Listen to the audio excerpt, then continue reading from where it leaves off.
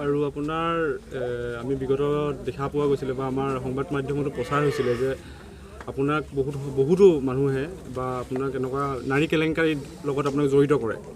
আপুনি ইয়াৰ বিষয়ত কি ক'ব বিচাৰিব? এনেকুৱা ষড়যন্ত্ৰ আজি বহু বছৰ আগৰ পৰা চলি আহিছে। এবাৰ মোৰ দোকান জ্বলাই দিছে, তাৰ উপৰঞ্চি মোৰ নাৰী কেলেংকাৰীত হাঙুৰাই নিয়ে। ক'ৰবাত যদি মই সৰু কিবা ভুল এটা কৰোঁ তাত মোক হাঙুৰাই লৈ আহে। যিহেতু আজি অলপমান আগত এখন ক্ৰিকেট খেল পাতিছে বেলেগ কমিটিয়ে, কিন্তু মোক হাঙুৰিছে। মোৰ মা দেউতাৰ ডনাৰ আছিলোঁ, মই মোৰ মা দেউতা, কিন্তু কমিটিৰ নাম নাই। যিহেতু এই ৰফিকুল হাজৰিকা বা জিতু হাজৰিকা বুলিয়ে আমাক টানি লৈ আহে। আৰু তাৰ উপৰঞ্চি কেইবাবাৰো মহিলাক জড়িত কৰি পেলাই মোক বলৎকাৰ কৰিছোঁ বুলি মোক কেইবাবাৰ কেছ দাখিল কৰিছে, এজাহাৰ দাখিল কৰিছে। আৰু কোৰ্টৰ পৰা মই ৰিহা পাইছোঁ।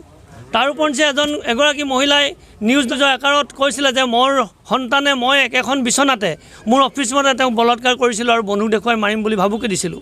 আৰু সেইটোতো আমি তেখেতলৈ গৈ কোৰ্টত গৈ পেলাই মাফ খুজিলে কোৰ্টক, আৰু কোৰ্টে আমাক ৰিহা কৰিলে। আৰু এতিয়া তেওঁলোকৰ ওপৰত আমি 31 কোটি টকাৰ মানহানি কেছ আমি চলি আছে।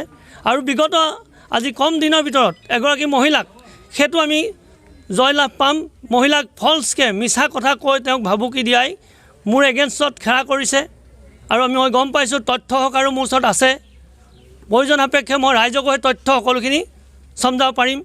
মই কাৰোবাক ব্লেকমেইল কৰিছোঁ নে মোক ব্লেকমেইল কৰিছে, মই সকলো ৰাইজৰ তথ্য দেখাই দাঙি ধৰিব পাৰিম। আৰু এই তথ্য মোৰ ভুল হয়, আপোনালোকে যি শাস্তি দিয়ে ৰাজহুৱা স্থানত মই ল'বলৈ প্ৰস্তুত আছোঁ। মৃত্যুদণ্ড যিয়ে দিওঁ মই তেতিয়াও ল'বলৈ প্ৰস্তুত আছোঁ। ইয়াৰ লগত আপুনি কোনোবা জড়িত আছে বুলি ভাবে নেকি? মই জানো বহুত বছৰৰ পৰা জড়িত হৈ আছে, কৰি থাকক। ঈশ্বৰে নকৰিলে, আল্লাই নকৰিলে মোক একো কৰিব নোৱাৰে। মই শুদ্ধ আছোঁ আৰু শুদ্ধত সদায় জয় হৈ গৈ আছোঁ আৰু আগতো মই গৈ থাকিম।